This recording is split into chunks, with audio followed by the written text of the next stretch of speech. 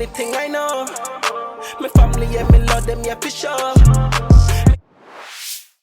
What's good, YouTube? Valipin TV, and I'm back with another reaction video for y'all today, my people. Listen, we got YGG Tay, the rapper who ran a murder for hire ring in Baltimore, man.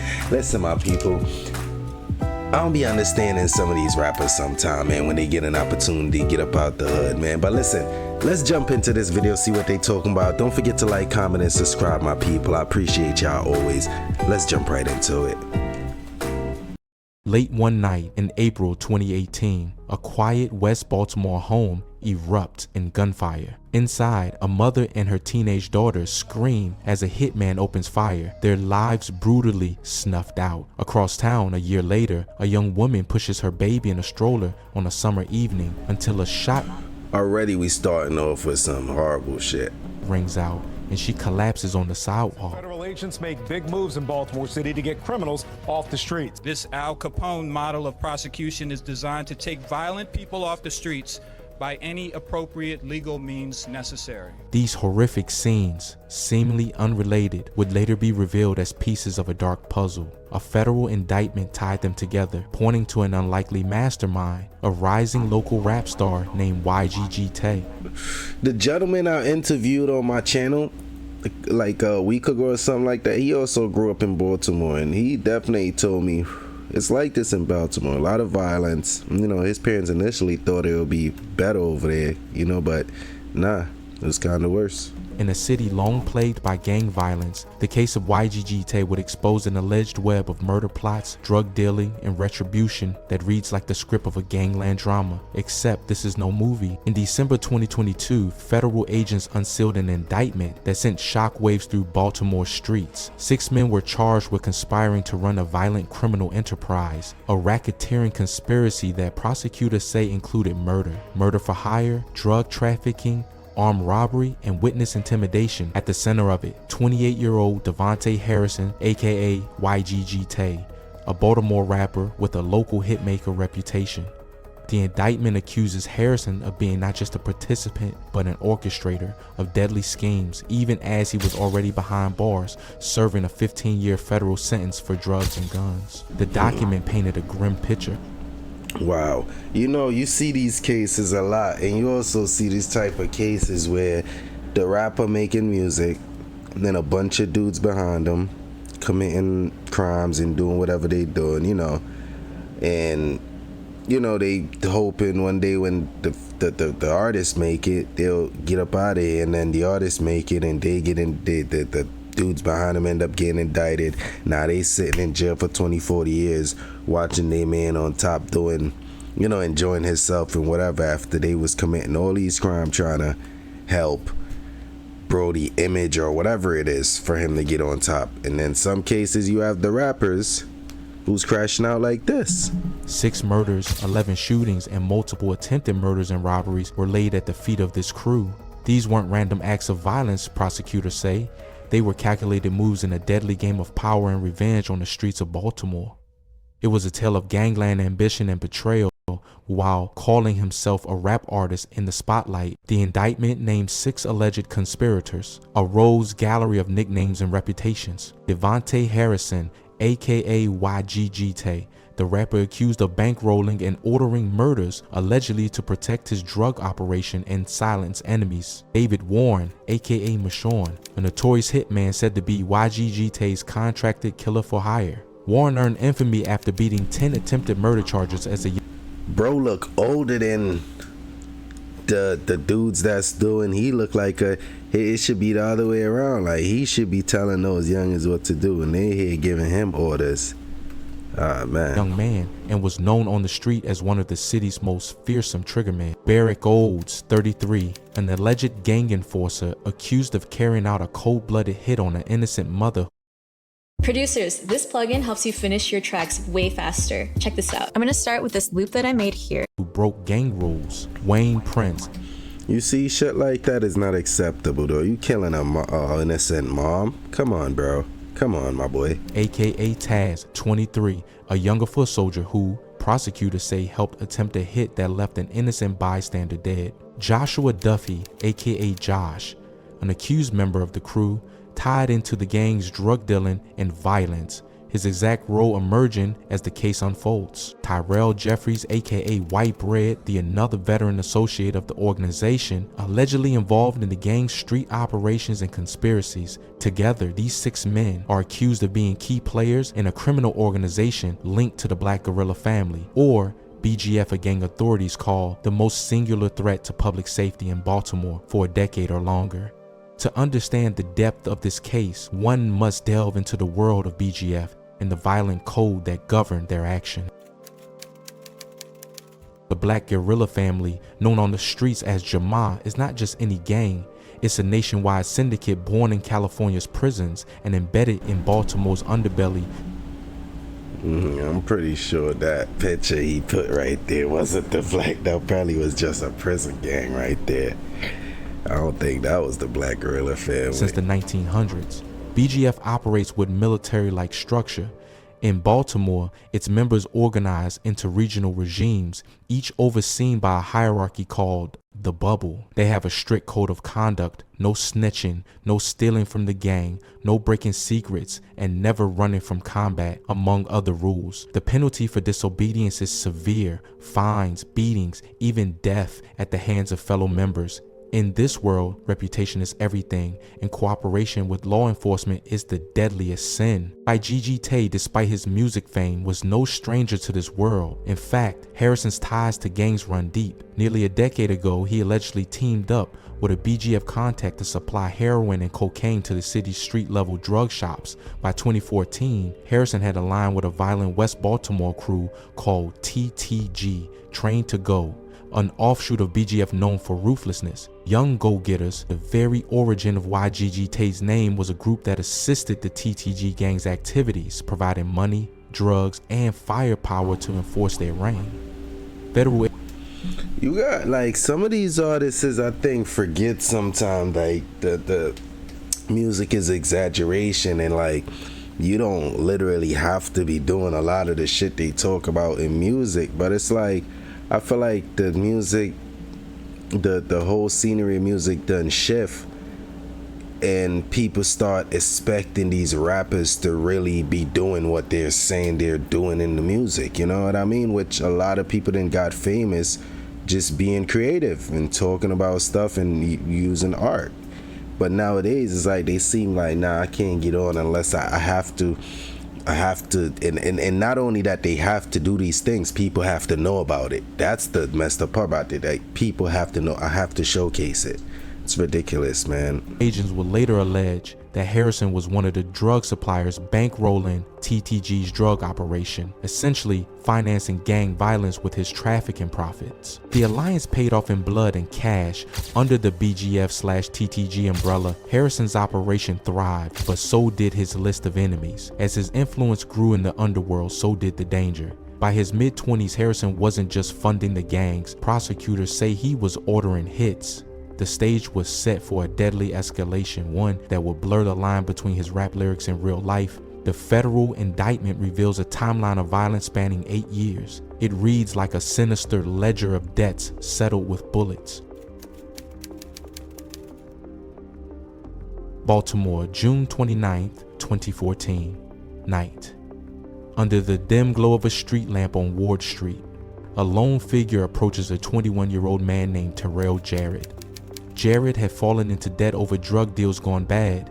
He owed YGG Tay money for narcotics, authorities say.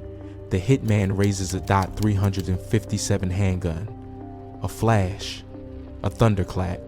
Jarrett is shot dead on the spot. According to prosecutors, YGG Tay paid $10,000, 0 cents cash, and handed over a gun to a BGF assassin for that murder. It was revenge for a drug debt. A stark message that nobody crosses Harrison without paying the ultimate price. This was the first murder linked to the conspiracy, a targeted killing for business. And it would not be the last. Fast forward to 2018. Harrison is now an established drug supplier, and his name has been dragged into street gossip, accusing him of the unthinkable, being a snitch. Had publicly accused YGG Tay of cooperating with police, tarnishing his underworld credibility. Another man, a fellow BGF member, had once burglarized Harrison's home back in 2013. These were unforgivable transgressions in the eyes of a gang boss. Harrison wanted revenge, and he knew sometimes that be a situation where the niggas around you know you wasn't even really that tough. They know you're not even that tough. They know you only tough because you had niggas like them around you. So they ain't scared to test you. They ain't scared to try you because they know you not capable of nothing. They know they was the one though you paying niggas, or niggas handling it. You just rapping and talking about it. Some of them will test you, like, and then you just got niggas who don't care how tough you is. They gonna do what they gotta do, exactly whom to call. David Warren. At 30, he was already a near legend in Baltimore's violent underground. A hitman reputed to have beaten nearly a dozen attempted murder charges since his teenage years.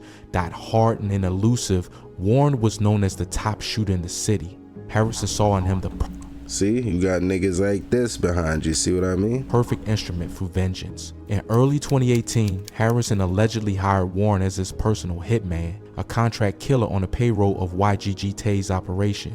Harrison was brazen about it too. Let's open it up and see what we got. Ooh, I'm gonna need to get some gloves. The Trinity.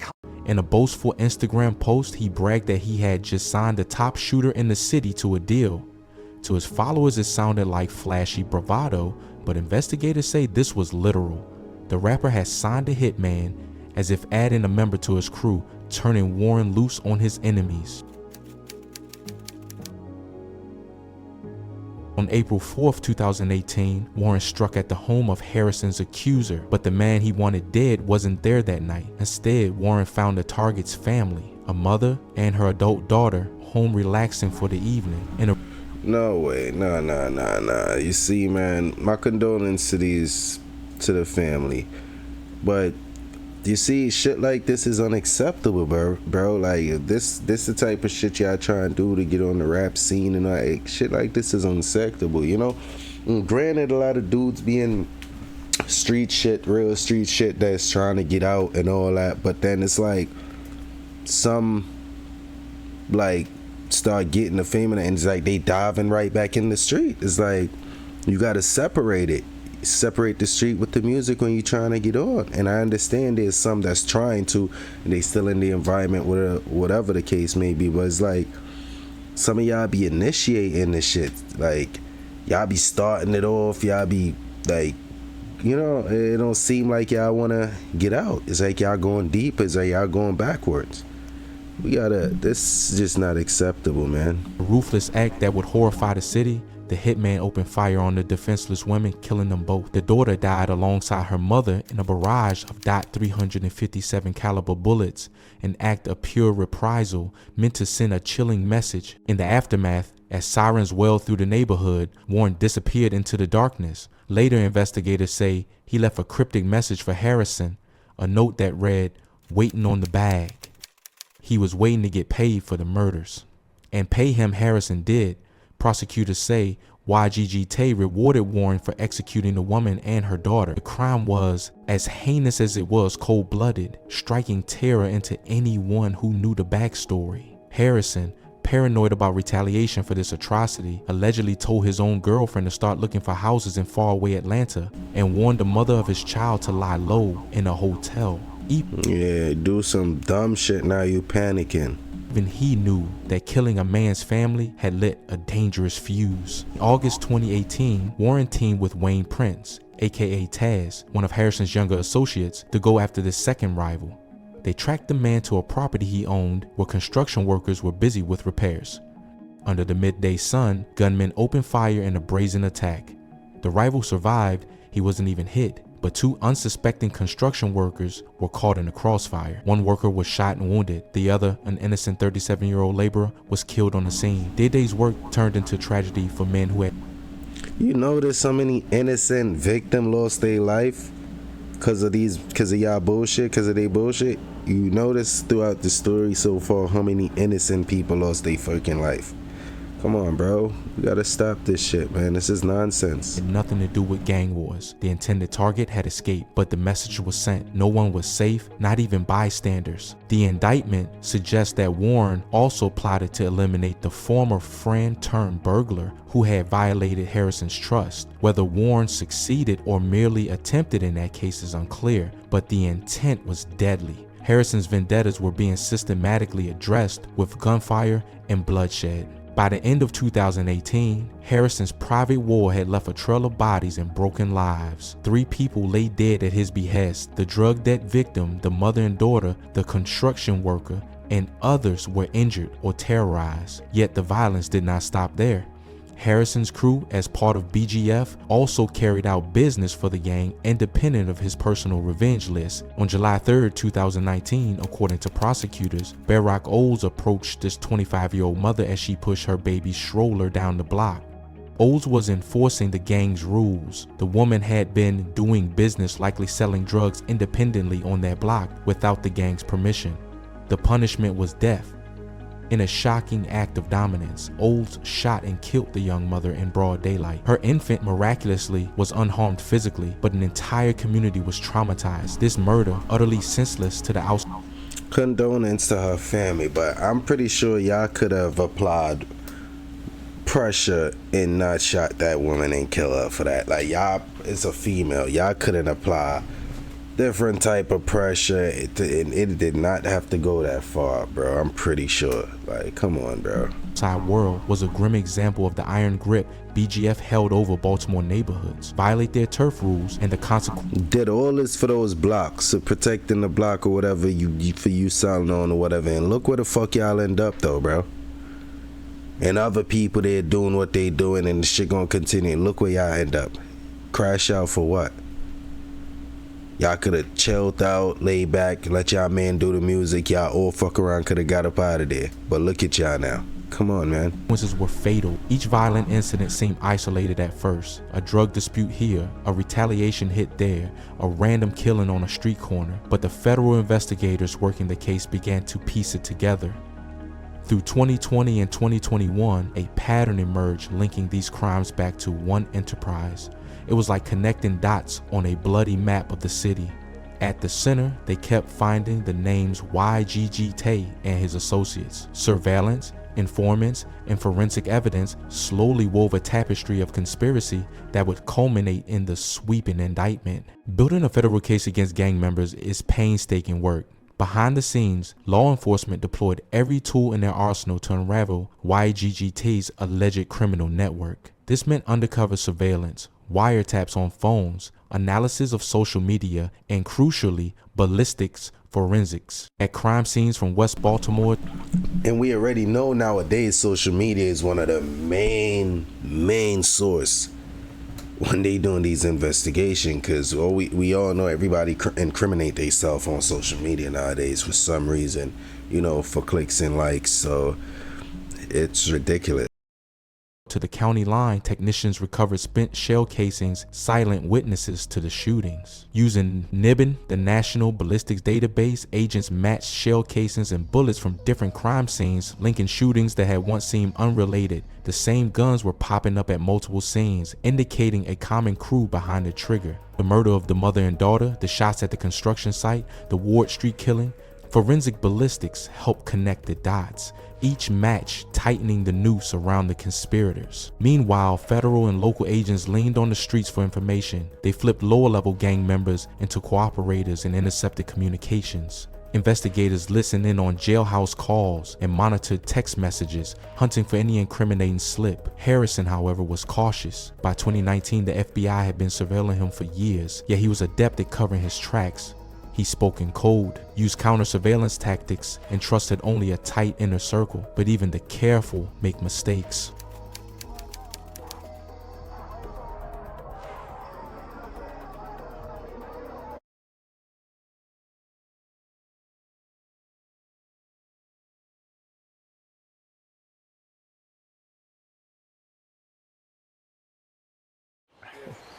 Why don't you own apartment buildings? Seriously, why don't you own these big apartment buildings?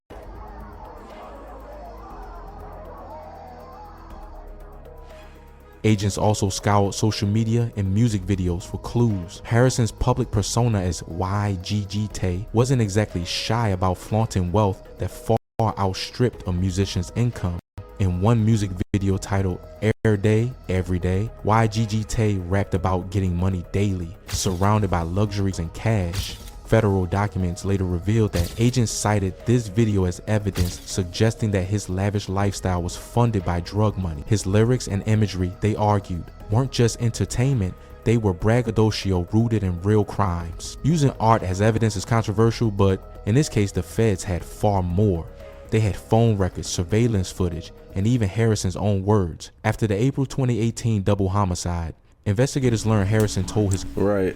I was about to say something about that too. Yeah, I don't believe in just using lyrics against the artist, but nowadays they'll mention like exact details about a murder that was just viral or with their enemies or something like that. So when it'd be type easy to pinpoint the you know, to tie everything together. But yeah, I don't really think using the art and, you know, against them should be a thing. Girlfriend to find property in Atlanta and urged family to hide out, actions that spoke to a guilty mind aware of looming retaliation.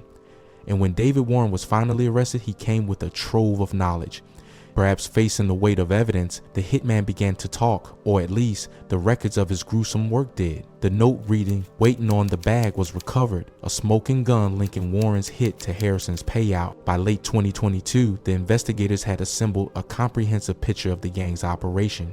They tied shooting to the crew, drugs to the profits, and motives to the murders. It was enough to convince a grand jury to indict all 6 suspects under RICO, the Racketeer Influence and Corrupt Organizations Act, treating the disparate crimes as part of one organized criminal enterprise. The most recent federal indictment against YGG Tay was set in motion, promising to expose the bloody reach of his empire. The story of YGG Tay is not just one of crime, it's also a story of image and identity. On one hand, there was Devontae Harrison, the alleged gangland boss.